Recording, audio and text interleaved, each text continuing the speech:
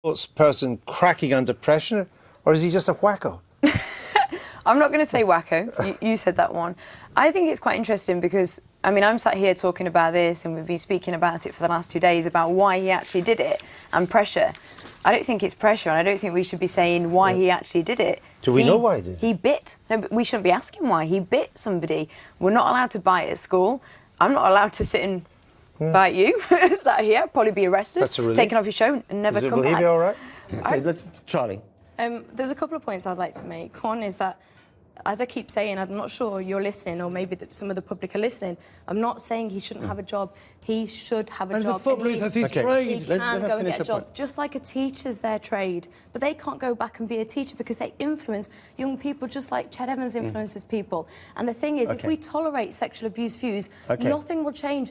You know, this year, 400,000 women will be abused, will be sexually abused in this society. But you know what? Instead of us debating it, and instead of you trying to organise and control the debate, why don't the FA stand up and actually end this? Okay, on that point, we have to unfortunately end this debate. Thank you very much. That you're mainly concerned that your club shouldn't rehire him, or that he shouldn't be hired by any professional football club? It's a really interesting question because obviously I'm not the FA, so maybe it's for the FA to stand up and say, but I don't know any football club, and anybody out there can tell me one, that doesn't say it's at the heart of a community and it doesn't talk about the next generation and grassroots. If there's a football club out there that wants to go, hey, you know what, I don't care about the community, us as a football club, all we care about is money and trophies, stand up and say that, and then you can re-sign him. By the authorities, should there now be a second punishment? So there isn't a second punishment at the moment. He made that decision and he has come out of prison, and our judicial system says that we believe in rehabilitation, so do I.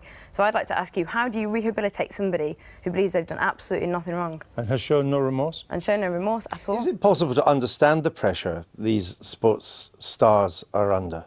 I think pressure is in different contexts. So I'm under pressure in certain ways, so are you doing live television, in politics, surgeons, and that's incredible pressure that I could never possibly understand. They're saving somebody's life. However, a footballer also has a pressure that we can never understand.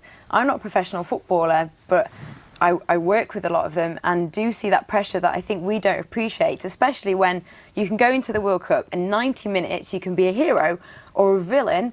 Remember David Beckham when he was pictured as a dartboard, there was an effigy about him, and he said back in 2012 that he still has nightmares about what happened to David Beckham. And these are real people just because they earn a lot of money and they're footballers, and I'm sure there'll be people out there saying, oh, well, you know, they earn all this money and they should, you know, come good, but they're still human beings and they do feel a pressure that we don't understand. The pressure is hoping I'll still have a job at the end of the week, and all these gilded sports stars that get paid a fortune for, they have no idea what real pressure is. What would you say to that? No, absolutely. I mean, I couldn't agree more. I'm not from a money background either, so I understand those pressures, and we all have different pressures. We all have expectations on ourselves. I put a lot of pressure on myself.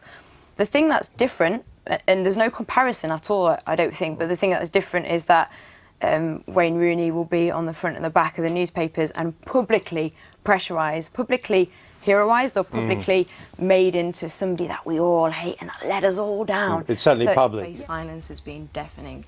The FA haven't said anything for 3 months. The only thing that Greg Dyke, who's the FA chairman, has said is it's a dilemma. It's his job as the governing body to control this and to put some rules, a code of conduct, to say that if a footballer goes and rapes or murders, he is not allowed to have that privileged position which he worked for. And footballers are not all like this. Footballers are athletes. As you know, Christine, they're family men, and this is giving footballers a bad name.